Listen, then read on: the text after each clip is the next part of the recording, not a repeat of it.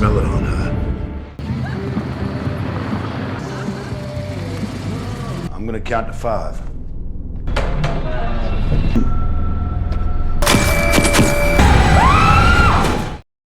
Hai guys, ketemu lagi dengan saya tentunya. Bagaimana kabarnya? Mudah-mudahan baik-baik saja. Oke, seperti biasa saya akan menghibur kalian dengan sebuah alur cerita film. Dan film kali ini berjudul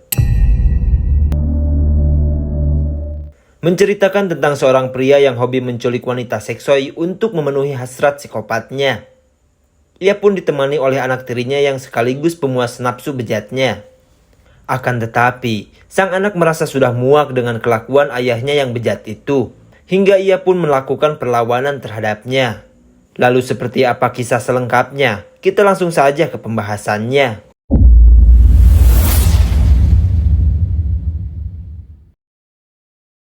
Cerita berawal dari sebuah rumah tua yang berada di wilayah terpencil. Kemudian kita diperlihatkan dengan seorang wanita yang bernama Zui dalam keadaan depresi.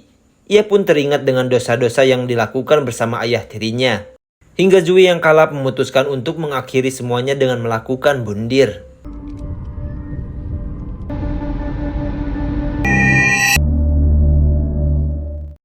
Beberapa hari sebelumnya, Zui bersama sang ayah tirinya yang bernama John sedang melakukan perjalanan ke suatu tempat. Mereka pun sedang mendengarkan berita dari radio bahwa ada kasus penculikan wanita yang dilakukan oleh pria dan seorang perempuan. John yang menyadari dengan berita tersebut tak begitu menghiraukannya. Setibanya di tempat ajeb-ajeb, John bersama Zui sedang memperhatikan seorang wanita yang bernama Stacy. Kemudian atas perintah dari ayahnya, Zui menghampiri dan menraktir sebotol minuman kepadanya. Terlihat Stacy pun begitu senang dengan perlakuan Zui. Singkat cerita, mereka pun berhasil membawa Stacy untuk dibawa ke rumahnya. Terlihat Stacy senang dengan perlakuan Zui dan John yang baik kepadanya.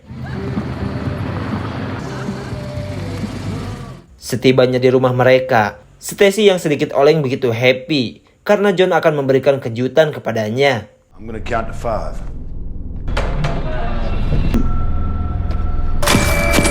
Stacy pun kaget dengan ruangan tersebut. Terlihat begitu banyak para korban yang telah dilakukan oleh John. Scene beralih kepada seorang wanita yang bernama Jennifer. Ia sedang berjalan menuju ke tempat kerjanya. Karena tak memiliki ongkos, ia pun terpaksa mencari tumpangan gratis kepada mobil yang lewat. Dan untung saja, Pak polisi yang baik hati bernama Scott memberikan tumpangan kepada Jennifer. Ketika di dalam perjalanan, Scott menceritakan bahwa ia sedang menyelidiki beberapa kasus penculikan. Ia pun heran dengan akhir-akhir ini karena banyak sekali orang yang hilang, terutama kaum wanita. Money, not a vagrant. No reason.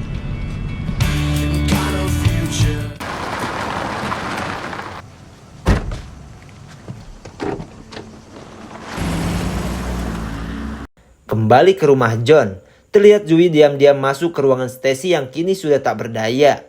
Kemudian, ia mengatakan bahwa ayah tirinya akan terus menyiksa Stacy sampai tewas. Karena keadaan tersebut, Zui yang tak tega melihat Stacy berniat untuk menolong dari penderitaannya. You have a choice. Ketika John masuk ke dalam rumah, ia kaget dengan buruannya yang telah tewas tergantung seperti jemuran. Menyadari hal tersebut, ia pun langsung menemui Zui. Dengan wajah ketakutan, Zui mengatakan bahwa ia tak tega dengan penderitaan yang dialami Stacy. Mendengar hal tersebut, John yang kecewa lantas memberi hukuman kepada anak tirinya. Deer's just a stupid animal. Kemudian, John memaksa Zui memotong mayat Stacy dengan gergaji mesin untuk menghilangkan jejak dari polisi. Dan dengan terpaksa, Zui melakukan atas perintah ayah tirinya itu.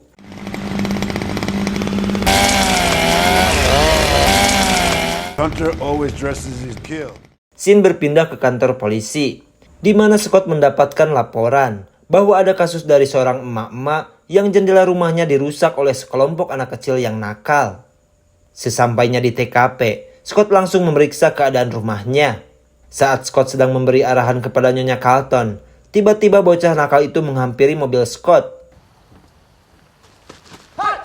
Dan benar saja, Bocah-bocah nakal itu membuat ban mobil Scott robek. Mengetahui hal tersebut, Scott langsung mencari bantuan. Untung saja, ia berhasil menemukan sebuah bengkel yang tak jauh dari tempat itu. Sesampainya di dalam bengkel, ia bertemu Zoe. Lalu Scott mengatakan bahwa ban mobilnya perlu diperbaiki. John? I do something for you, deputy? No, I did not. What the hell? Saat dalam perjalanan, Scott melihat tato di tangan John yang bertuliskan Sampray FI. Ia pun mengetahui bahwa itu adalah nama kesatuan marinir yang dulu ditugaskan di wilayah konflik di Irak. Kemudian John pun menjelaskan bahwa ia pernah ditugaskan pada tahun 2005. Namun kini John sudah keluar dari kesatuan tersebut. Dan tanpa John sadari bahwa Scott juga pernah bertugas di sana pada tahun 2006. Singkat cerita, Scott kini sudah berada di kantor polisi. Kemudian ia menceritakan kepada atasannya saat dibantu oleh John. Lalu sang atasan pun menceritakan bahwa John adalah seorang duda beranak satu yang baru pindah sekitar 5 tahun yang lalu. Dan ia juga berprofesi sebagai montir di wilayah tersebut. Scott pun penasaran dengan latar belakang John sebagai montir sekaligus mantan marinir. Saat malam datang, seperti biasa John dan Zoe sedang berburu pada gadis seksoi. Sambil menunggu, Zoe memesan sebotol minuman kepada Jennifer. Tak berselang lama, John ternyata sudah mendapatkan buruannya. Gadis itu bernama Anna. Lalu John pun merayu Anna untuk ikut berpesta di rumah bersamanya. Mendengar kata pesta, Anna pun jelas bersedia. King chainsaw or something. Yeah, pretty good. Singkat cerita, Anna tiba di rumah John. Seperti biasa John menyuruh Anna untuk menutup matanya. Eyes closed like you promised. 1.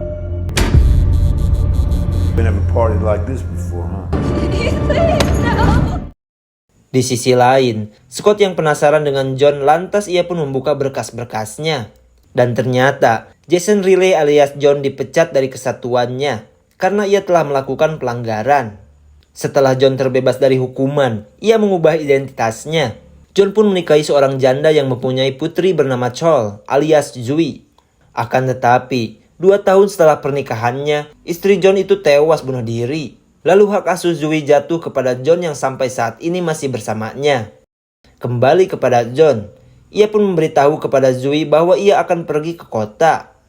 Kemudian, John berpesan kepada Zoe untuk jangan mengganggu gadis mainannya itu. Singkat cerita, John baru pulang dari kota. Kemudian ia langsung menghampiri Anna untuk menyiksanya seperti biasa. Sementara itu, Zoe yang melihat John terus menyiksa Anna, ia pun sudah merasa muak dengan kelakuan bejat ayah tirinya itu. Kemudian, ia mengambil pistol di kamarnya untuk melakukan sesuatu. Lalu Zoe yang tampak stres berpikir bahwa ia harus membunuh John atau membunuh dirinya sendiri.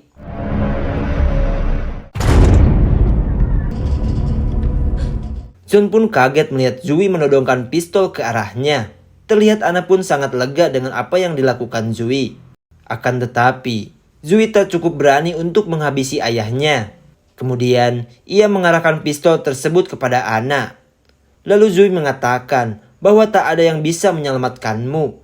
Zoe pun menyarankan agar bunuh diri saja daripada Anna terus menderita seperti ini.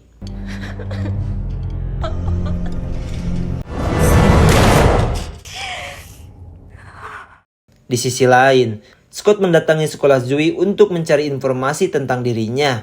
Dan ternyata, nama asli Zoe adalah Joel Brand. Mendengar pernyataan tersebut, Scott semakin curiga kepada John dan Zoe. Di hari berikutnya, Zoe yang tak enak badan muntah di hadapan John yang sedang membungkus mayat Anna. Kemudian, Zoe meminta izin kepada John untuk membeli obat dan makanan ke minimarket.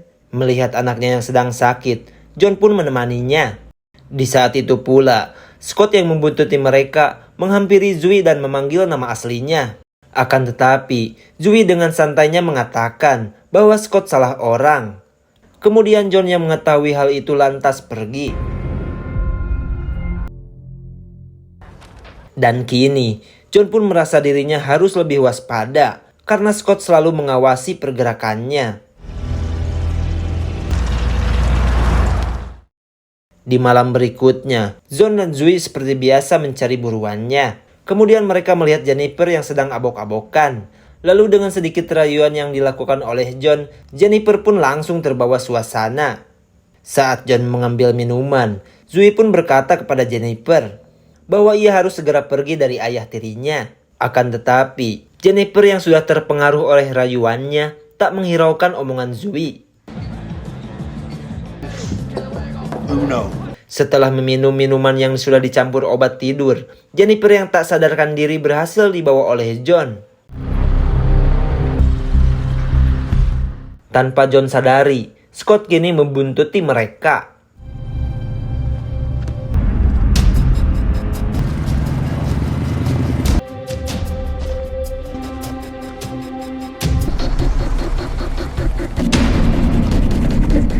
Seperti biasa, John akan melakukan perbuatan yang sudah menjadi hobinya. Sementara itu, Scott yang semakin penasaran mencoba untuk mendekatinya. Sial sekali, Scott tercapit jebakan yang dipasang oleh John. Kemudian, Zui yang mengetahui lantas segera menolong Scott. Di saat itu pula, John yang mendengar keributan di luar rumah segera mengeceknya. Sementara itu, Jennifer berusaha kabur dari rumah John. Bad habit. Putting their foot in it.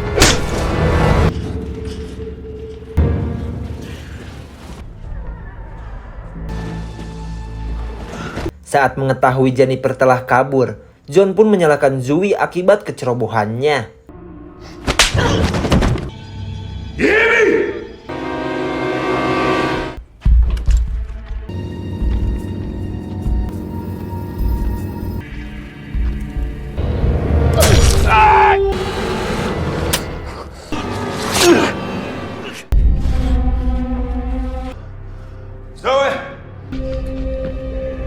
Saat John sedang kesakitan, tiba-tiba Jennifer muncul dengan membawa gergaji mesin. My executioner, are you? Di saat itu pula, Zui yang sudah muak dengan keadaan tersebut, ia pun berniat untuk mengakhiri semuanya. Every little girl loves their daddy.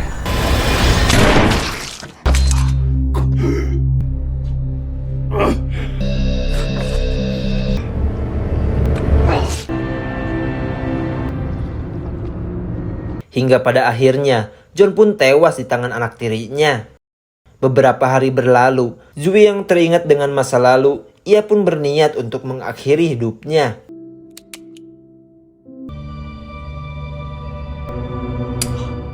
Untung saja, pistol tersebut tidak ada pelurunya.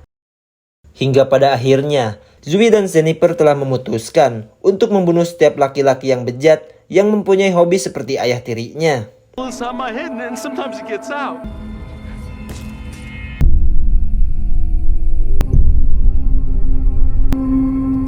No one cares about you.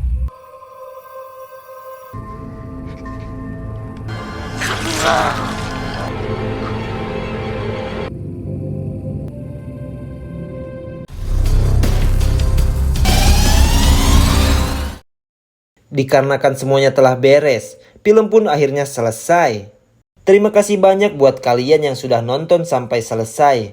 Jika kalian suka dengan film ini, seperti biasa silahkan klik tombol subscribe supaya gak ketinggalan dari film menarik selanjutnya. Sekian dulu dari saya. Terima kasih dan sampai ketemu lagi di film selanjutnya.